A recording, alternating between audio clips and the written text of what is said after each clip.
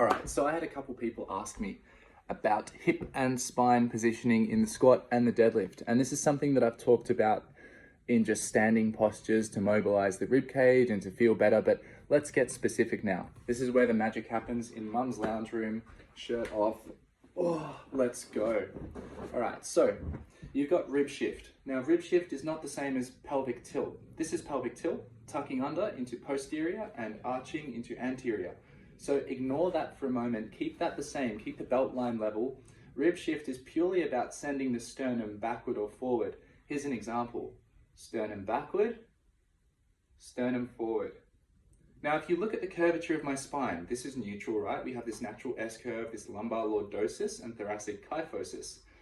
If I send my sternum forward and keep my pelvis exactly the same, then I get a reversal of that. I get lumbar rounding and extension of the upper back. And if I send my sternum back, I get more of an S-curve. I get more lordosis or arching here, more rounding here. So how we stack our thoracic spine or thorax over our pelvis will affect the shape of the spinal curvature, even without changing the tilt of the pelvis.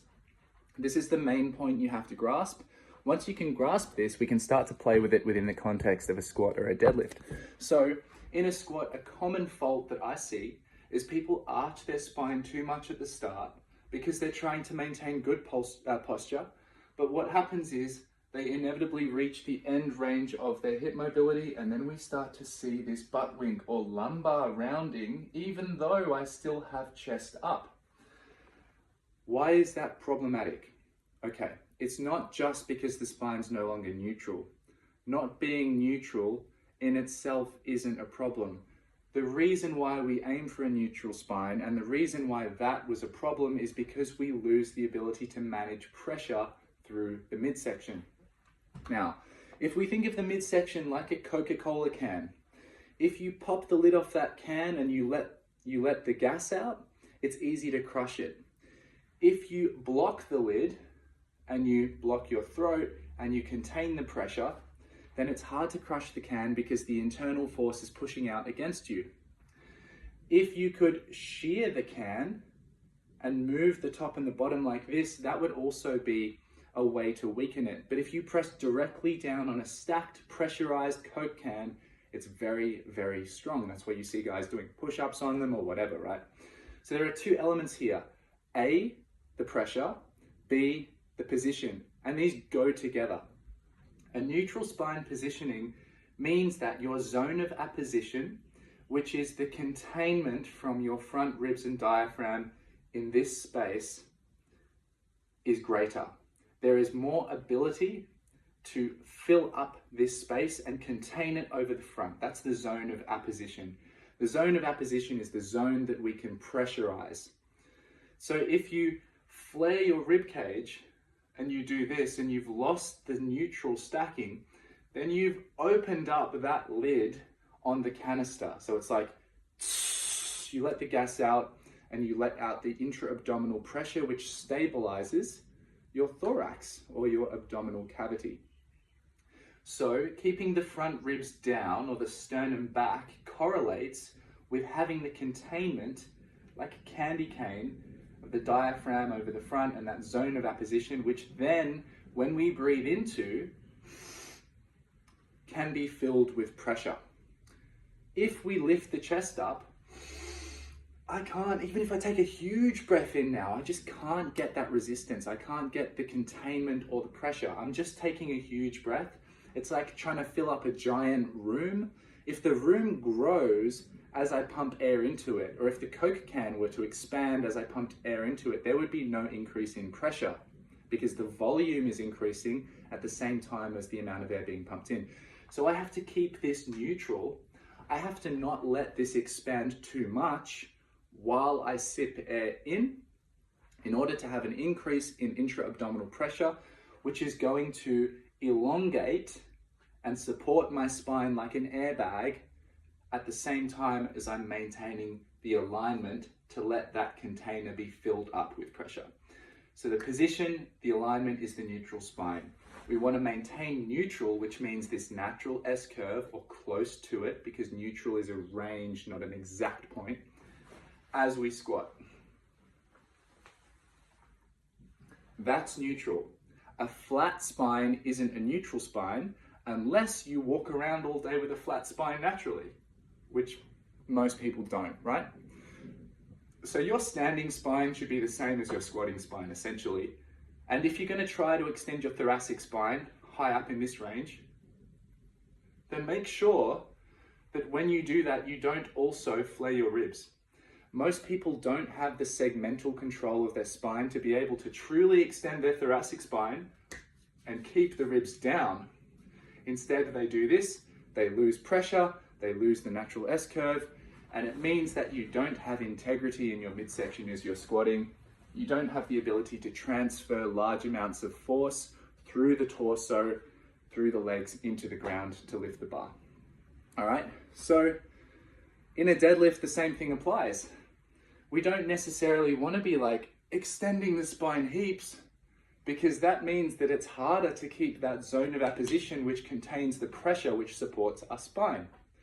When we look at the biggest risk in a deadlift, generally it's the shearing forces on the spine, and the same with the squat.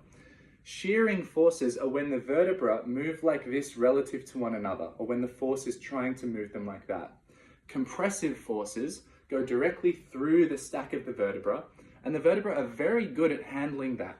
If I maintain a neutral spine and I'm jumping, the force going through my body at that moment is tremendously high, but it feels like nothing. But if I start to do this and move under load, it's much harder for me to maintain a sense of safety and integrity. It's not impossible. You can build capacity, but you're never going to build the same capacity to lift heavy in a position like this with a super rounded lower back and an arched upper back and no pressure management as you could if it was good. All right, so in a deadlift, neutral spine, we send the hips back, we allow the pelvis to tilt forward and the midsection follows. See the relationship between my belt line and my rib cage, the neutral spine? It remains the same. There's no going ahead of the pelvis, and there's no lagging behind of the pelvis. This is a good hinge, neutral. We keep the rib cage down and the sternum back enough to have a neutral spine and full back ribs, so that we can take a sip of air, have pressure, that feeling of slight head rush, that feeling of bearing down just a little bit, and then we can go down and pick up the bar. This is my neutral spine. When I'm relaxing my shoulders forward, I do have a thoracic curve. A thoracic curve is not problematic. It's different from a lumbar curve.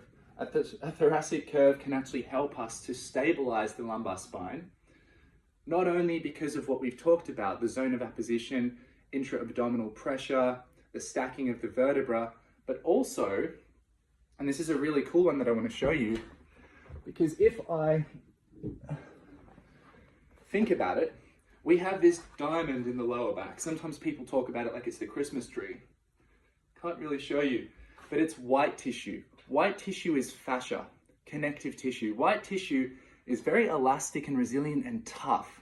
Red tissue is vascular, contractile tissue, biceps, chest. You can see it, right? The things that we get a pump in. Now, fascia is very good at isometrically transmitting force, which means you don't have to move it a lot for it to work. It's just like a reboundy force transmission elastic tissue. If you visualize this diamond of fascia in your lower back, and you imagine going into more mid or upper back flexion, it is like putting more tension on this section. The more I round over this power cord, the more tension I can feel pulling up on the back of my pelvis. And so what I find is that by filling my back ribs and by stretching out and expanding that back body fullness, I gain this white tissue fascial tension and support through my lumbar spine. And that's important because the lumbar spine doesn't have a lot going for it structurally other than muscle and white tissue. Whereas the thorax, we've got ribs. We have the rib cage. It's inherently stable. It's why people are always trying to free up their thoracic spine, but generally we don't have too much trouble kind of moving through the pelvis unless we have weak hips. All right, so deadlift, neutral spine. If I'm going to retract, that's okay, but it's not necessarily going to help me because now I've increased the distance that I have to go to reach the bar on the floor. If I allow this, I can grip the bar earlier in a more open hip position, in a more advantageous leverage, so I can pick up heavier weight. If I retract, I now have to go further, which means more hip hinge to get there, all right? It's okay to do both, but you have to know why. Why would you want to make it harder to pick it up off the ground? You wouldn't if you're going for heavy weight. You would only make it harder if you're looking to get more of a hamstring stretch, okay? So we need to know what we're looking for. I hope that gives you some idea of what's going on with the spine, with the diaphragm or intra-abdominal pressure when you're squatting and deadlifting. The main thing is don't overthink it. Don't excessively cue this because you'll weaken the midsection. Don't excessively round because you'll weaken the midsection. Just learn what neutral feels like. Develop a very strong awareness of what neutral is, and that will mean that when you lift, you don't even have to brace as hard, because if your position's really good, the structure is conducive to stability. Often when people are bracing super fucking hard, it's because their structural or their positional awareness is shit, and they're trying to compensate by squeezing everything. All right? There we go, guys. Any questions, let me know. A bit of detail there. Happy whatever the fuck day it is. Happy lifting. Enjoy your life.